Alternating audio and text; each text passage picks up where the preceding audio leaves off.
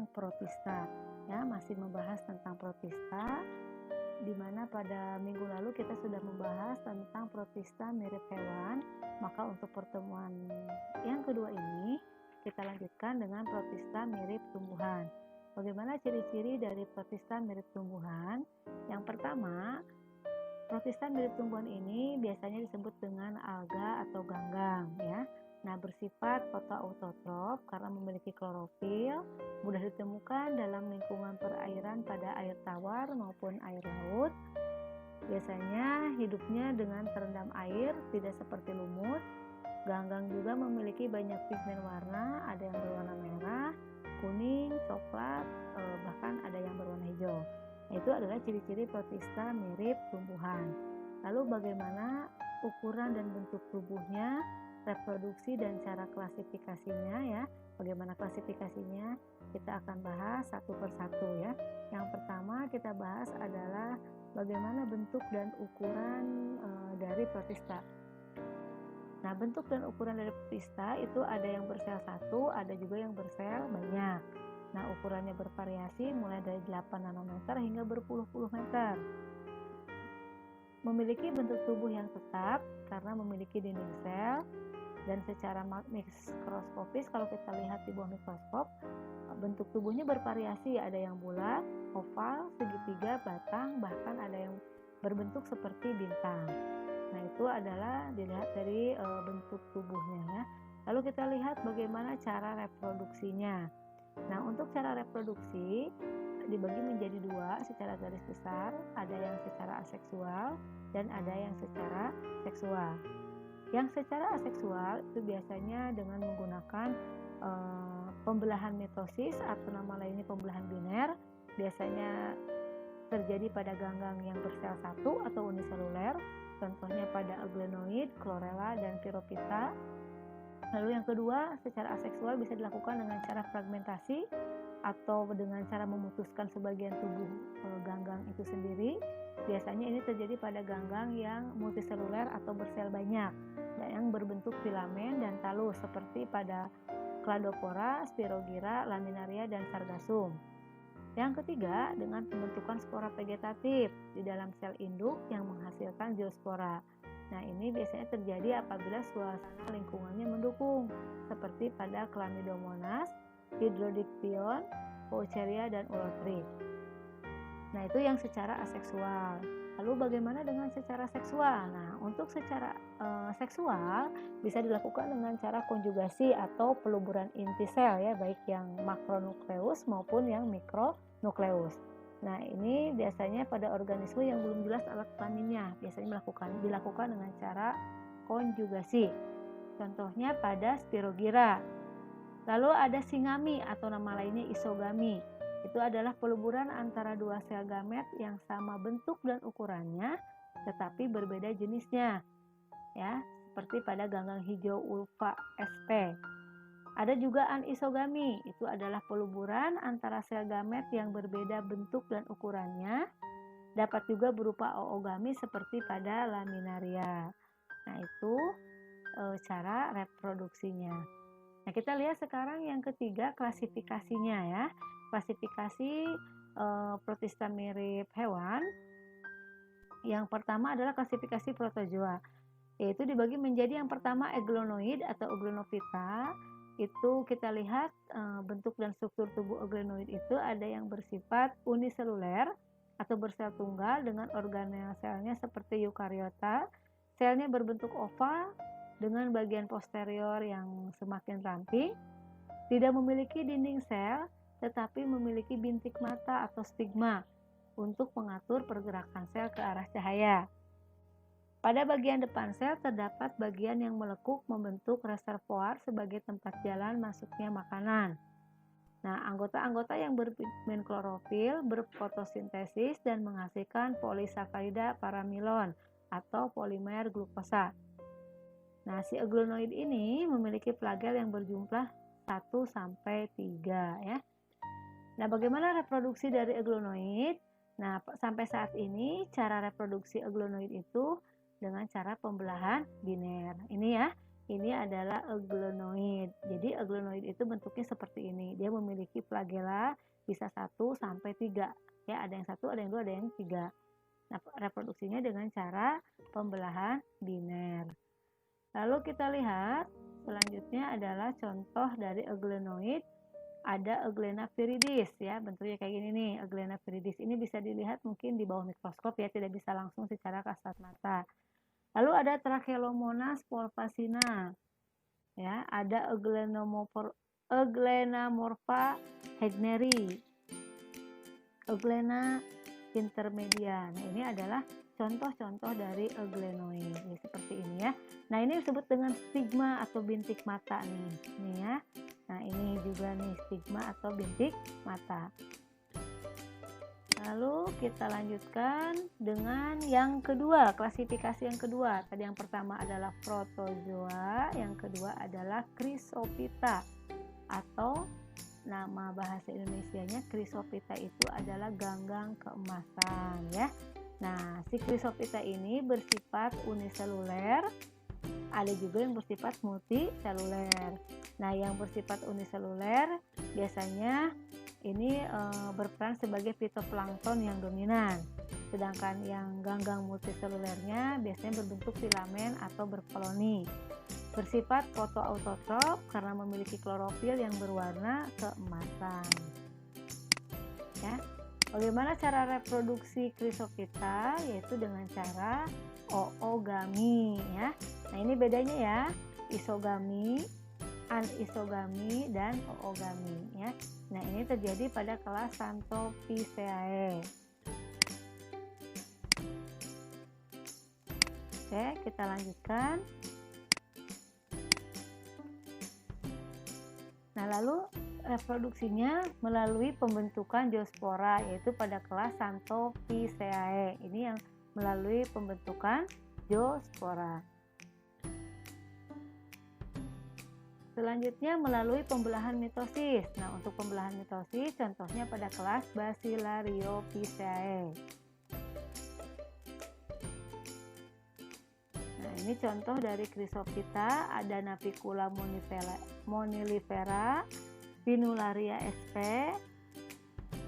Mysococcus sp, dan Foucheria sp. Nah, ini contoh-contoh dari ganggang keemasan atau Chrysophyta ya, disebut ganggang keemasan karena warnanya seperti kuning keemasan.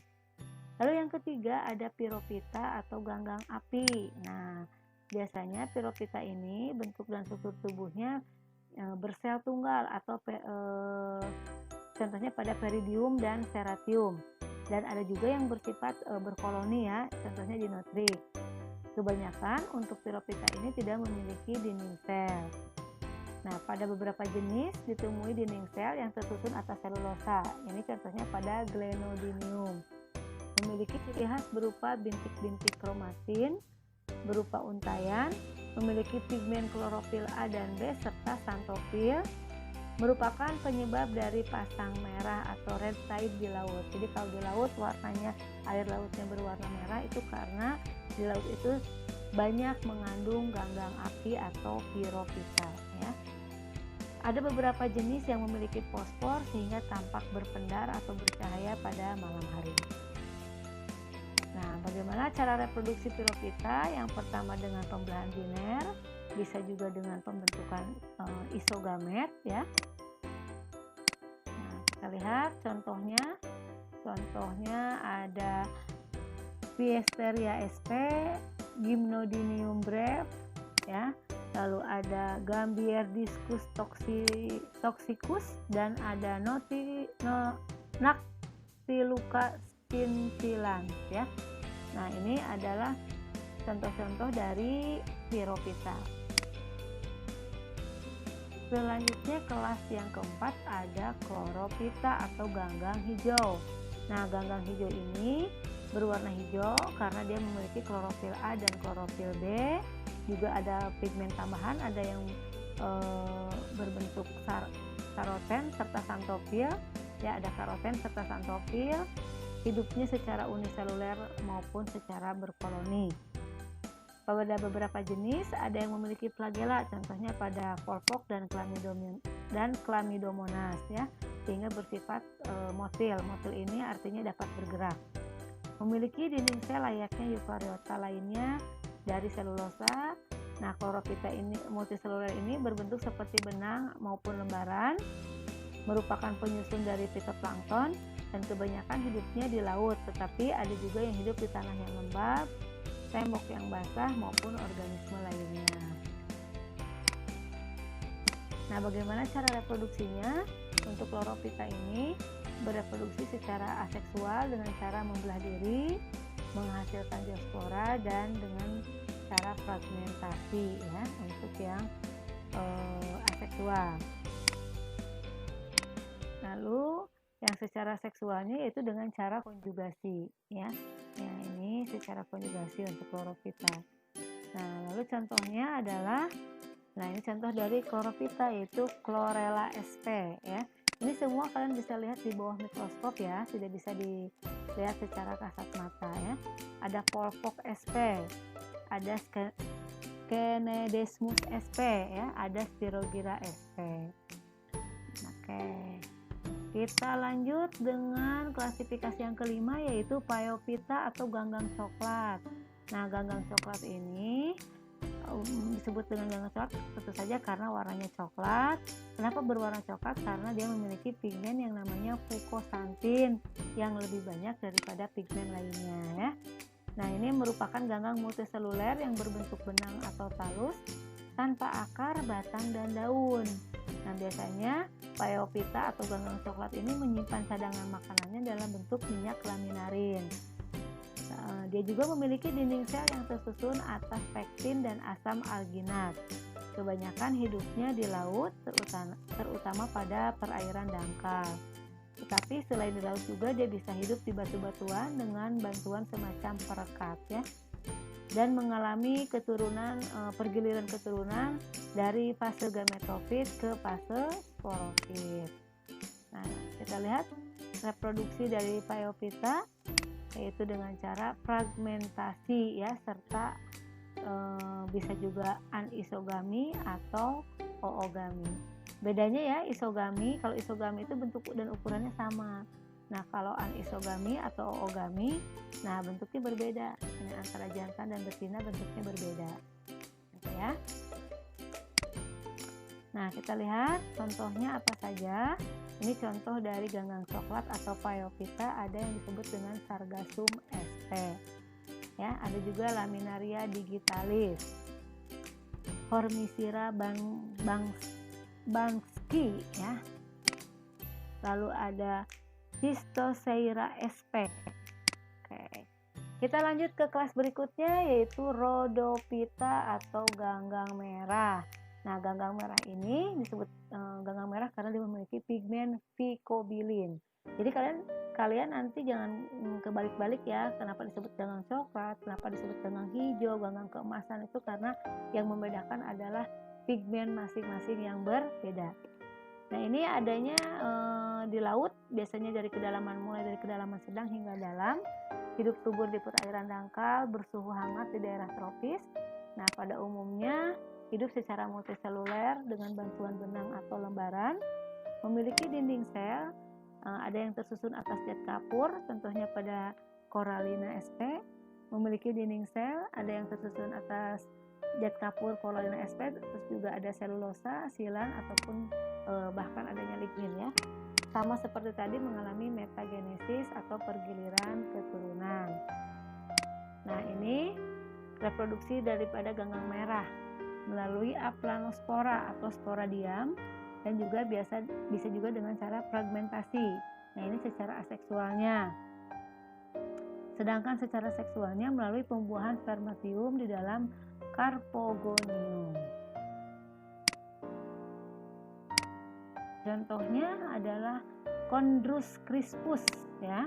Lalu ada Porphyra sp, Gelidium robustum, ya, Gigartina mammillaria. Nah, biasanya ini Gelidium sering digunakan untuk kecantikan ya, bahan kecantikan. Oke, selanjutnya kita lanjutkan ke bagian 3 yaitu Protista mirip jamur. Nah, untuk protista mirip jamur itu dibagi menjadi yang pertama ada jamur lendir atau disebut dengan Myxomycota ya, dengan ciri-ciri hidupnya secara uniseluler maupun multiseluler, memiliki warna kuning cerah, tidak memiliki klorofil ya. Nah, ini contoh reproduksi Myxomycota. Kita lihat dulu. Nah, ini mengalami metagenesis atau pergiliran keturunan, yaitu dari penghasilan spora hingga pembuahan sel flagellata.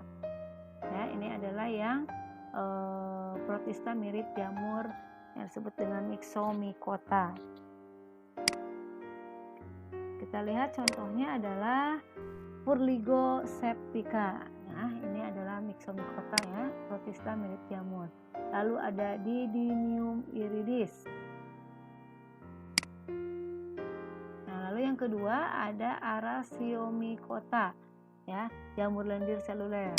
Araseomycota ini hidupnya bisa uniseluler ataupun multiseluler. Bentuk tubuhnya seperti lendir karena adanya protoplasma ya. Oke, terus di sini tadi mengalami metagenesis, yaitu dari penghasilan spora hingga pembuahan sel gamet. Nah, ini contohnya. Contoh Araseomycota ada Dictyostelium sp, Polyspondylum sp ya. Oke, yang ketiga ada protista mirip jamur air yang disebut dengan Oomycota ya. Hidupnya uniseluler maupun multiseluler, memiliki dinding sel yang terbuat dari selulosa tetapi tidak memiliki kloroplas, bersifat heterotrop, dapat hidup sebagai sakroba maupun parasit. Nah, ini adalah contohnya. Ini reproduksinya dulu ya, bisa dengan aseksual maupun secara seksual. Secara aseksual dengan cara membentuk diospora berflagel, secara seksual pembuahan oogonium pada inti sperma. Ini adalah contoh-contohnya, bisa kalian baca ya, bisa kalian lihat sendiri contoh dari Oomycota. Nah, peranannya, nah ini kalian bisa lihat yang menguntungkan ya, peranan protista yang menguntungkan apa saja.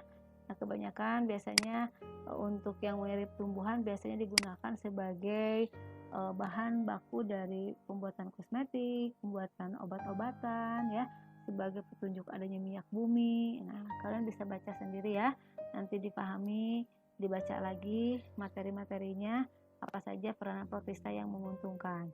Nah, selain menguntungkan pasti ada juga protista yang merugikan. Nah, untuk protista yang merugikan biasanya di sini kalian bisa lihat apa saja jenisnya ya, yang bisa menyebabkan kerusakan jaringan pada usus dan diare, menyebabkan disentri di sini ya, menyebabkan penyakit tidur pada manusia ya. Banyak ya, banyak jenis dari protista yang juga selain menguntungkan juga bisa merugikan. Nah, itu ya untuk pembahasan protista, berarti sudah selesai. Jadi nanti tinggal kita memasuki evaluasi ulangan di minggu depan. Terima kasih atas perhatiannya. Assalamualaikum warahmatullahi wabarakatuh.